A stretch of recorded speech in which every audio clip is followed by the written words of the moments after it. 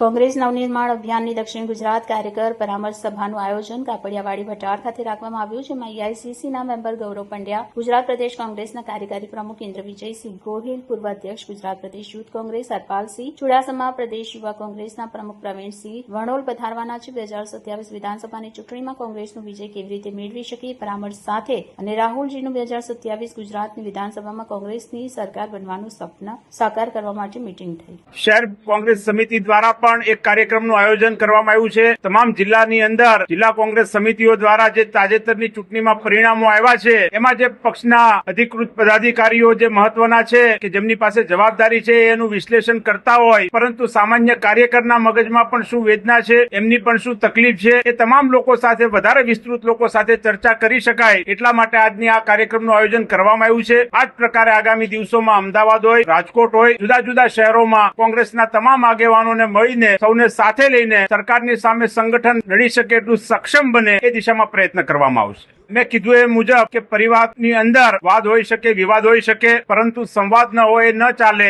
એટલા માટે આજે સંવાદ કરવા માટે સૌની સાથે અમે ઉપસ્થિત થયા છીએ. આ બાબત હાઈકમાન્ડના ધ્યાન ઉપર લાવીને એનું ચોક્કસ નિરાકરણ લાવી શકાશે. ભાઈ મકસૂદ મિર્જાને પણ હું છેલ્લા 25 વર્ષથી એનએસયુઆઈના માધ્યમથી કાર્ય કરતા હતા ત્યારથી પરિચિત છું. જીવનના બહુમૂલ્ય વર્ષો પણ કોંગ્રેસ પાર્ટી માટે એમણે આપેલા છે. ત્યારે પરિવારની અંદર કોઈ પણ વિષય હોય તો એને ચર્ચા કરીને ચોક્કસ સોર્ટ આઉટ કરી શકાતો હોય. સમગ્ર ગુજરાત રાજ્યની અંદર ભારતીય જનતા પાર્ટીના શાસનમાં શહેરી વિકાસ મંત્રાલય આજે સૂતું હોય એ પ્રકારની પરિસ્થિતિ છે. સુરતની અંદર તક્ષશિલા કાંડ બને, વડોદરાની અંદર હરણી બોટ કાંડ બને, મોરબીની અંદર ઝુલતાપુરના કિનારાનો બનાવ બને. આ તમામ પ્રકારની પરિસ્થિતિ ઉભી થવા છતાં રાજકોટની અંદર ટીઆરપી ગેમ ઝોન કાંડની અંદર પણ યુવાનોએ 500 ડિગ્રી ટેમ્પરેચરની અંદર પોતાનો જીવ ગુમાવ્યો હોય. પરંતુ આ તમામ પરિસ્થિતિઓ છતાં પણ કોંગ્રેસ પક્ષ આ જગ્યાએ જે પ્રકારનો દેખાવ થવો જોઈએ નથી થયો. એની જવાબદારી અમે સ્વીકારીએ છીએ. પરંતુ આવનારા દિવસોની અંદર એવું શું નવનિર્માણ કરીને વધારે સારો દેખાવ કરી શકાય એની ચર્ચા કરવા માટે કાર્યકરો સાથે ઉપસ્થિત થયા છીએ.